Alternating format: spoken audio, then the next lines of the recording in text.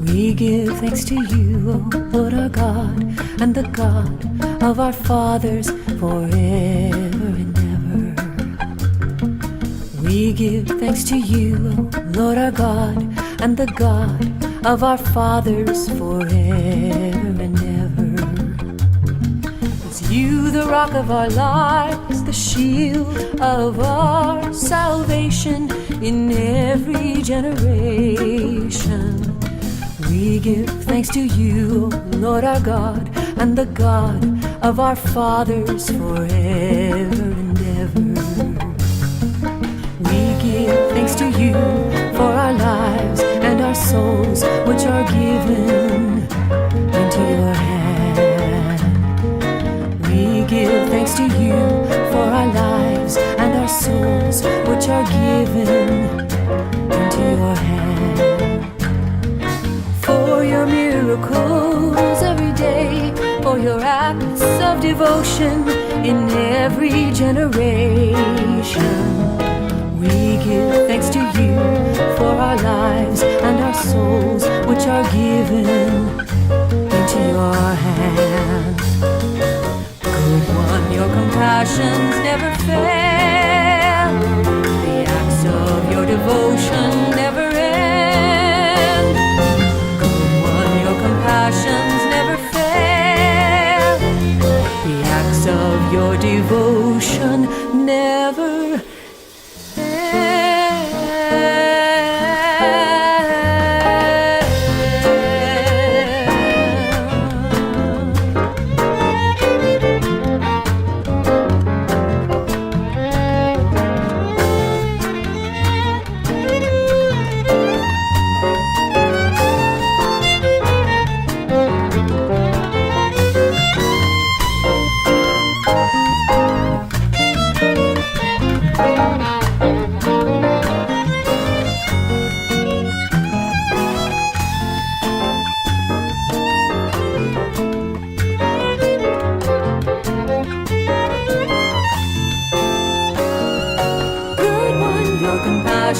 never fail. The acts of your devotion never end. Good one, your compassions never fail. The acts of your devotion never end. We have hoped for you from long ago.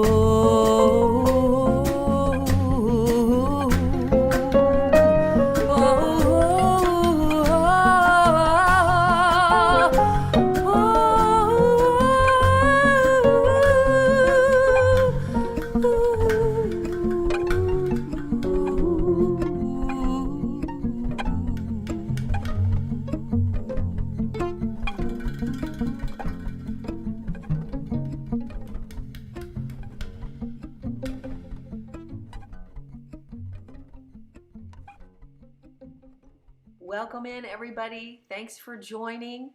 That is an appropriate song called Modim, and that is a Thanksgiving week song, and it's from the Siddur Project. This two diptych panel right here is the painting I did for this song, Modim. It's also the main cover painting, and I want to tell you about it. The Modim means literally "we give thanks." So isn't that a great song for this week? And this is the most ancient of prayers in the project, the Siddur Project. Siddur means order. It's a prayer book of the Jewish people. It's part of the Shemoneh Esrei liturgy, which is also the standing prayer or the Amidah prayer, which is prayed 3 times a day by devout Jews. These prayers date back in some form to Ezra and the men of the Great Assembly after the return of the Jewish exiles from Babylon. And a version of this prayer that you just heard was in use at the time of Yeshua and would have been something he prayed as part of liturgical worship in the temple. So that's what that's about. We give thanks to you, O Lord our God, and the God of our fathers forever. It's you, the rock of our lives, the shield of our salvation in every generation. We give thanks to you, O Lord our God, and God of our fathers forever. We give thanks to you for our lives and our souls, which are given into your hand. For your miracles every day, for your acts of devotion in every generation, we give thanks to you for our lives and our souls, which are given into your hand. Good one, your compassions never fail, the acts of your devotion never end. We have hoped for you from long ago. That's what this is about. And awesome. And I wanted to give thanks today for something really crappy that happened to me today, that I didn't enjoy, that I didn't seek out. I guess maybe a little bit. I mean, I stuck my neck out there. But in the aggregate, I am so thankful for it. And I want to use it as a teaching moment to teach us how to recover from confrontation and from ugly confrontation. I'm always telling you, go do things that scare you. I'm always telling you, reach out past the limits that you have set for yourself, where you think as far as you can go, the things that you're avoiding. And so, we've talked about this before, and it's not a big surprise, but it happens to be a daily object lesson for me when I go out of the house to shop. Because in our governor just put in a statewide mask mandate. It's full of holes. I mean, it actually gives plenty of leeway for people who don't want to wear them. But the problem is, and it makes it clear that we are legally not having to, for all of these various reasons. The problem is that the Karens out there now are even more on fire with their worldview idea that the sky is falling and everyone must conform because something came out of the governor's office. And that's the way some people are interpreting it. Well, the governor said it, even though it's full of holes, it's unenforceable, it's actually pretty much makes space for all kinds of people in all kinds of situations not to wear masks. The problem is because it came from the governor's office and he's pussyfooting around trying to please two groups of people at once. It's actually created, in some instances, an environment where people are even more triggered against non-mask wearers. And so I go to the store and I do my thing, and I'm playing, nice in the sandbox with everybody, and lots of room, and I'm not sneezing, I'm not carrying something that's running loose, and besides, I am a human being with constitutional rights, and who needs equal access to public resources. And so, as I'm getting to the end, and I'm probably 12 feet away from this woman, who turns and notices that I have done the evil, the great evil for all society as a maskless woman in the store, and she starts getting after the checker, and then she turns to me and says, the governor has issued a mandate. You should be wearing, and she starts with her thing. And I said, well, actually, I have a copy of it right here, and I have an exemption. Unbelievable, she says, and she starts her rant. And so I put up my hand and I said, peace, very loudly. Peace in the name of Jesus. Now, what I should have done was stopped and waited, because I doubt seriously anyone's ever done that to her before. And I believe the peace of God was being released to put a stop to the upheaval in the situation. But she kind of was mid-sentence, so she was going to get all her words in her Karen energy. And I said, stop it right now, stop it. And she yelled back, you stop it. And then she turned and walked out of the store. And then I calmed down. I was like, it's a day, this last few weeks, if you're feeling it, you're feeling like somehow I get a victory every day, the end of every day. I see God do something cool every day. I increase kingdom every day. But part of me is also kind of like checking off some, days, because I'm looking forward to the end of this particular season. and I'm looking forward to clarity, and I'm looking forward to the inauguration, and I'm looking forward to, you know, uh, things moving forward that God has promised all of us, and that we know are coming to pass. No question about it. And so, what happens to you in confrontation? Okay, first of all, your deepest beliefs then begin to tell your body how in danger you are. And this is what I want to talk about. I want to come back to Julie's giving you teaching and coaching now on body, mind, spirit. And hello, Lisa. Good to see you. And so, what happens in that moment when your body senses any danger or any level of confrontation? It's going to call up its deepest programs about how safe you are and who you are, and whether you're the kid who always gets crushed, and you're the one who should always be ashamed, and you're the one who should never step out of line because you're going to get your little face ground into the dust. And so your body, your brain, which is running the show for you, is going to go through the filters to try to find how to respond, like the degree of danger for you. And then it's going to set off a cascade of chemicals to keep you safe. Like, do you need to run? Do you need to fight? Do you need to play dead? And so all these things are happening because your body is a brilliant creation designed to keep you safe, and it's constantly scanning everything in the environment to see if you're okay. Especially when people begin to approach, they yell, the Karen things going on, the anger, the environment, who's around. And hello, RM Johns. And so these are the things that are going on. So I went through this confrontation. The lady, had to get her last yell in, and then she left, and then I just calmly turned to the checker and I said, "Thank you so very much. Thank you, for your service today." And I got my things and I walked out to the car, and I chose a different door because I was going to let this lady over there work through her cycle. Because honestly, what's happening in her, the world, she scanned the world, her brain scanned the world to see if she was safe. And because of what she believes, she determined that she couldn't possibly be safe with me.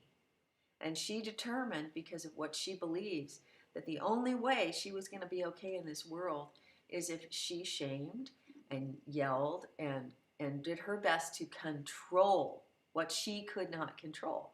So her body was up in a, its knickers were in a twist, and she had all those responses going on for her. So I got in the car and I was kind of like, dang, most of my experiences when I go out, I'm decreeing and declaring, and let's just say, pick whichever one it is. Maybe this isn't your particular thing you're dealing with, but whatever confrontation you're dealing with in your church, with your family, with your friends, with addiction, with in relationships, at the workplace, you go out, and I decree and declare favor. God compasses about me as a shield, and that I walk and I release the peace of Christ, and so that's how it's going to roll. And for the most part, when I go out, the discomfort has been largely in me wondering how it's going to play out, and I've been able to come back with encouraging responses. Just that we did it, we showed up, I did what my convictions spurred me on to do, so I could be authentic to and relevant to what I believe God is calling me to do here in this state, in this place, with these limitations, with these things going on, right? And so I get in the car and I'm like, like this is what I needed, right? And this is where, right after confrontation, I think we need to understand that one of the processes by which our bodies are always learning and our brains are learning and wiring is after an adrenalized situation, your brain is looking for information. So, were you really in danger, Julie? Should I rewire you to be paranoid now that somebody yelled at you in the store? Should we go back to the old shame stuff? Because I'm checking in to see what you believe now. What do you believe now, Julie? That's what your brain is doing.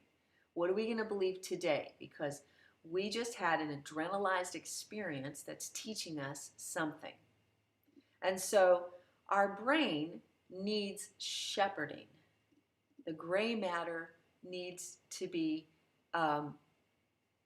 taught. We need to mind our gray matter.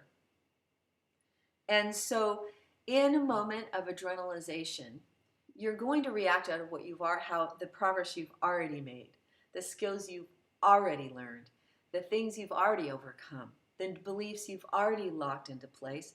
And all that's going to come out, and it might be a little messy, but you're going to stand, and having done all, stand based on the platform you built up to that point of your confidence and strength and truth and light, your research, the reason why you do things, how you planned and organized. Like I planned, before I went to the store, I planned that I would have my paper, I would print it out, I listed the exemptions. I said, you can't ask me for paperwork. It doesn't apply if we're 6 feet apart. If here's all the reasons why you don't need to do this, back off. I planned how I was going to say it. If somebody yelled, I planned that I was going to speak peace over them. All those things came into play, and also the sloppiness of my humanity in the moment and just being in an adrenalized state. So far, so good. Have to go through it. We have to be there. We have to be in the process. Now, after confrontation, after you've done the smarmy work, the difficult work, the adrenalized work, right, of being in a confrontation that you didn't want, and afterwards you just doesn't feel great, right?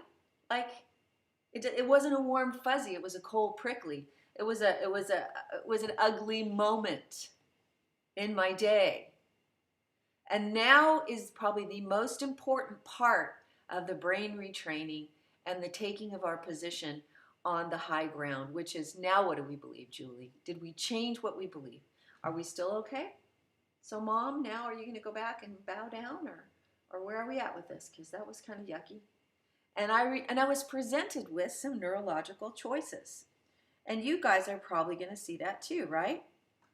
You're presented with neurological choices after a confrontation when the adrenaline is still up, when you're settling down, when your body is determining, is the danger gone? Is the scary yelling Karen going to hurt you? Can they do anything else? Is she going to follow you home? I already know in my state that the mandate is unenforceable. I already know I've talked to the store manager. I already had my copy. I already planned. I already know I walk in favor. I've already made a decision about what my role is right now in resisting brain control and mind programming and control, and exercising my rights as a free citizen. And I've already made those decisions. But now afterwards, in an adrenalized state, we're going to feel what? Discomfort. We're going to feel uncomfortable. We're going to feel yuck. We're going to feel the chemicals in our body. I always gulp when I'm nervous. Ooh, ooh. The gulping. Maybe, but afterwards, I got to tell you what, I noticed a decrease in some of my most specific fight or flight responses. I didn't shake. I didn't have any shakiness. I didn't have shakiness in my voice. I didn't have any trembling in my knees or my hands. And let me tell you, one of the things that was the most exciting, I felt no shame.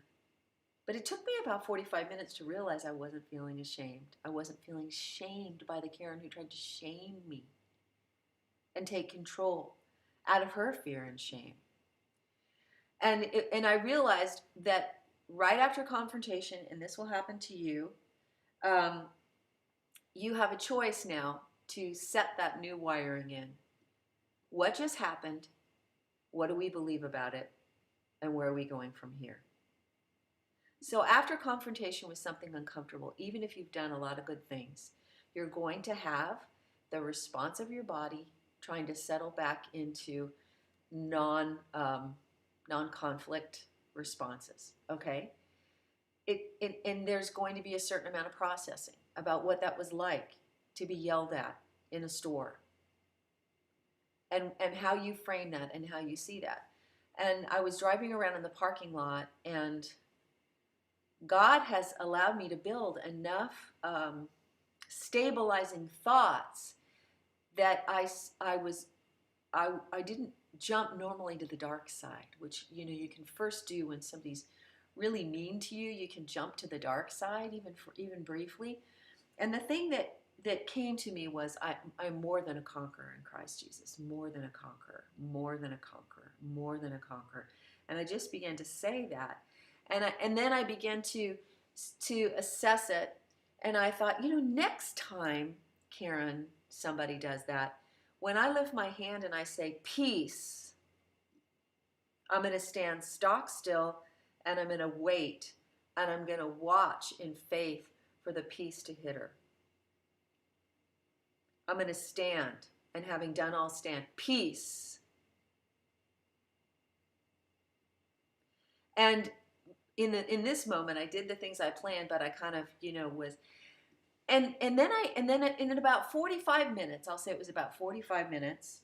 Hey Larry, I was kind of changing and getting dressed for the day, and all of a sudden I realized how much of a win the whole thing had been. That it's beautiful when you go out and you do something that scares you, and the expected result of scary actually turns out to be pleasant. But for many of us, the thing we really need to do is see the big scary tiger open its jaws and threaten us and find out we're going to be fine. Do you want to know, most of my life I had a spirit of shame from childhood. That I felt loved and safe if I was perfect and I was good and I was the compliant kid. And so I was easily shamed. I'll tell you, my first shaming experience was in kindergarten, when I put my Christmas bell in the wrong place when I was done with it. And Miss Thon, Thon, grabbed me by the mouth and said, "Julie, you put your Christmas bell in the wrong place." And that was number one super shaming early memory in my life. Like, dark hole, I'm going to die feeling ever. And from that moment with Miss Thon, and maybe some other things I'm not aware of before that, I knew what it felt like when someone spoke to me with authority and told me that I hadn't done it the right way. "Julie, you didn't wear a mask in that store." And I'll tell you, it's taken far less than that through the years to immediately send me into shame. I remember I was doing street ministry in one part of San Diego, and we bumped up against some people who were very, very sexually confused, and we began to share the gospel with them. And immediately their tactic was to surround us and yell, "Shame on you, shame on you, shame on you." Isn't that interesting? Their tactic was to shame us for telling them about Jesus. Shame on you, shame on you. And I remember I came home from that, which was not unlike Karen in the grocery store here. It was the same spirit. It was the same attempt to shift from her issue to make it about me. Her fear, her control, her beliefs, her issues to make it about me. And I remember after that experience, I went and got ministry because the feeling of shame was so potent. And I knew I had gone in the love of God to share the gospel on the streets with some really, really lost and broken kids. So I knew I was doing what God wanted me to do. I knew I was being loving and kind. I was just saying things they probably didn't want to hear about sin and about the gospel.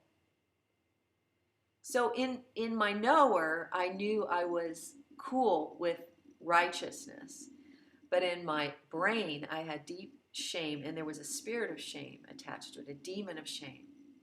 And when I realized how much that followed me around, and how any person who spoke in authority who told me I hadn't done it just right could send me into deep caverns, and it took days to get out of.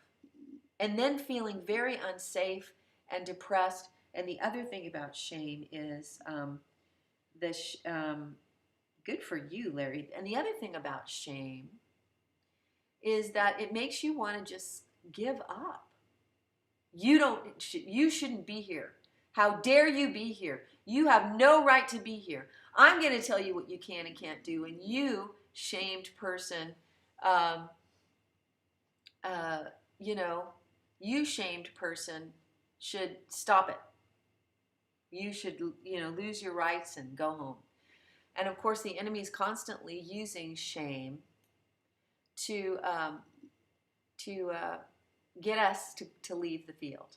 And this is how it functions. If shame is meant to get you, don't go share the gospel with that needy thing. Don't exercise your rights. Don't become a beacon of courage for those around you. How dare you become a beacon of courage, Julie? And I thought about it afterwards, and I thought the two places where I spoke up for myself this week, where I had to push back, there were people watching and listening. Now they're going to have their own responses. But what if they were thinking, wow, more power to you, lady.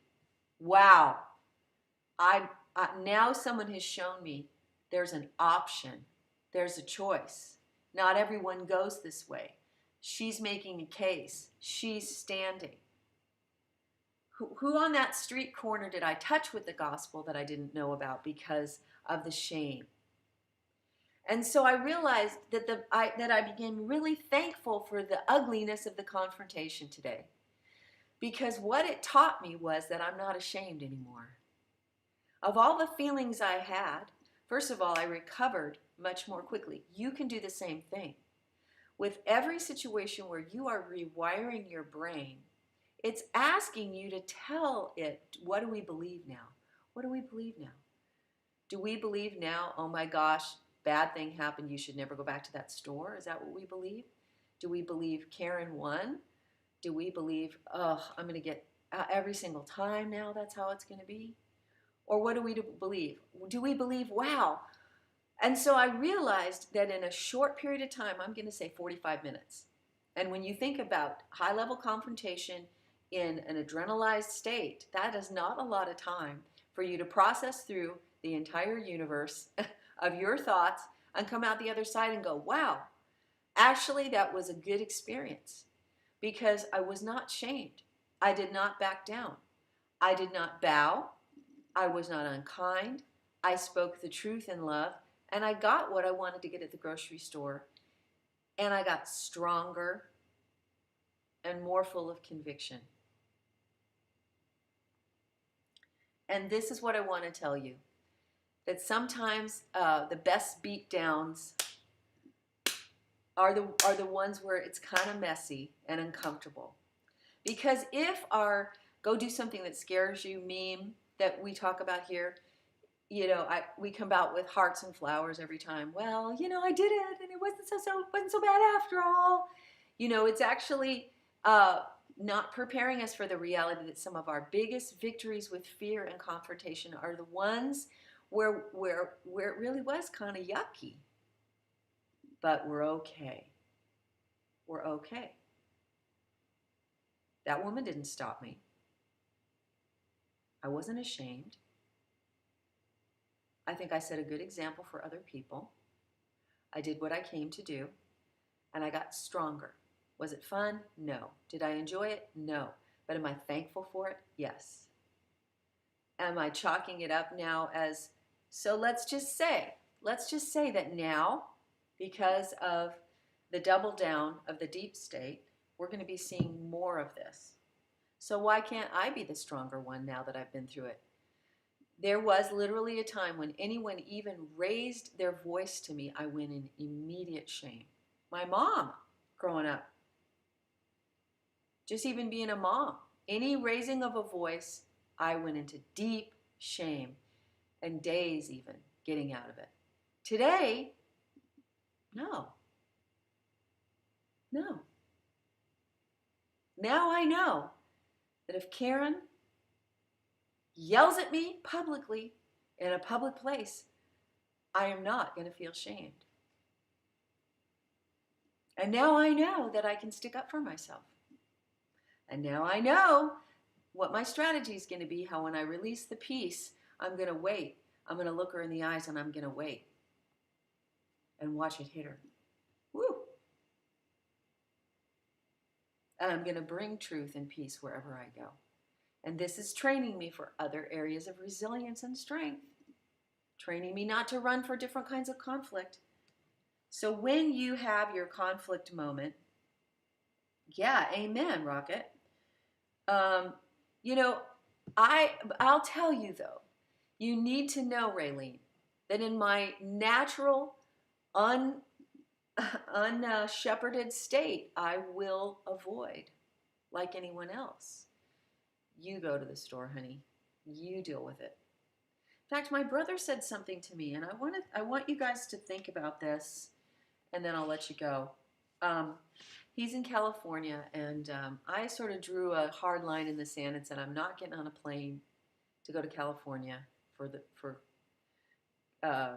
Christmas like we usually do, because I am not going to let the airlines control me, and I don't want to go to California and deal with that stuff, because I already know what stuff is here, and at least I know what I'm dealing with.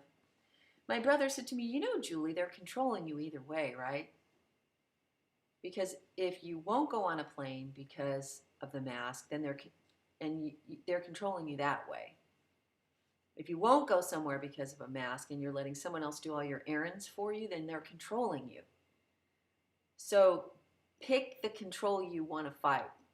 And he said, if you decide you want to get here and you go through that one process, he says, when we get here, we'll drive up to John MacArthur's church and we'll go to that church where there's thousands of people not wearing masks on purpose, and we'll sit with them and we'll go to their service, and we'll go to the Calvary Chapel one, and we'll go here and there and this and that. And I said to him, you know, you have raised a really good point. If something I need to do, if I'm being kept from something I need to do, I may be under greater control in certain circumstances, one way or another. And I said to him, I don't have an answer for you.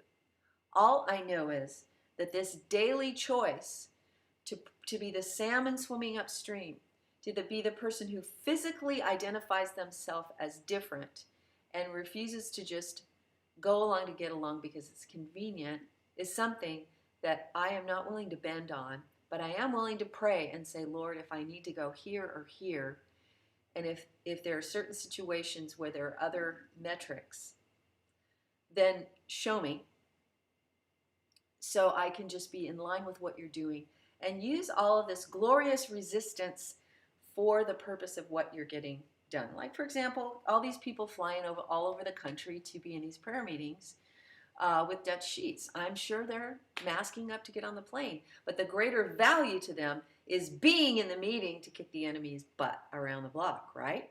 So I get that.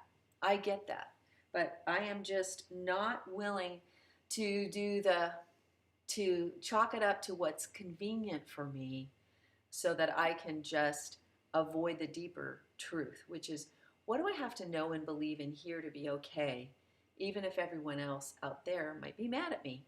And that's where we want to get to, right? More and more and more. And it wasn't fun, and I didn't like it.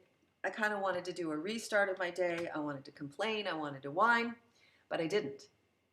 Because my brain was asking me very quickly right after it happened, what do we think now, Mom? What do we think now? What do we believe now? What's happening now? What are we going to do now? Did we give up? Did you change your mind? Do you feel shamed? Are you going to let her shame you? Are we going to avoid now? Are we going to hide? Are we going to be upset next time we go out and somebody yells? Is it going to be the end of the world? Are they going to hate us? I was like, no. Because I'm telling you, I learned I wasn't ashamed. I learned I could stand my ground. I learned I could use my words. I learned I could release peace even though I needed more courage to just stand there and watch it happen. I learned that I wasn't going to back down into the circumstances and that I was stronger than I thought. And I bet Karen learned a few things too. So there's a lot to take away from confrontation? The beat down of the old thoughts, right? Hang in there. Let's keep doing stuff that scares us, especially when it's messy, because I think we're going to learn the deepest lessons during that time. Now, just FYI, you see in the background here, I've got Dream Farm Radio this week. There's an awesome episode called Moments at the Farm of some of my favorite moments with musicians and songs that I've done with musicians that have come to visit. Moments at the Farm. It's an anthology episode. You're going to love that. So if you want some beautiful music while you're listening and getting ready for Thanksgiving, you can go to dreamfarmradio.org right there and put in your name and email and get free weekly episodes. No spam. I don't send you anything else. No spam, no advertising. Great music. Mrs. Amazing and the Seed is a super-de-duper gift for the holidays. You can get the 28-day digital adventure and the book use the code WONDER for $5 off. Go to mrsamazing.com. So many things. Now tomorrow I have an appointment. Right. Well, I'm supposed to be doing this with you. So chances are I won't. Maybe on the way out I can do a little phone thing. But I'm going to try to do a fun little Thanksgiving something sometime during the day, maybe on Thursday, some music for you guys. And in the meantime, be ye not conformed to this world. That's right. That's right. They're scared of us, you guys. They're scared of us. They're scared of us. They just don't want us to know it. So I will see you guys tomorrow, and can't wait to go kick some butt and take some numbers. No, I don't know if I'll see you tomorrow, but I'll see you for sure. I'll do a fun kind of a scope on Thursday, maybe a little bit earlier because we're eating around 2 on Thursday. So I'm not sure exactly what I'm doing at 1, but I will.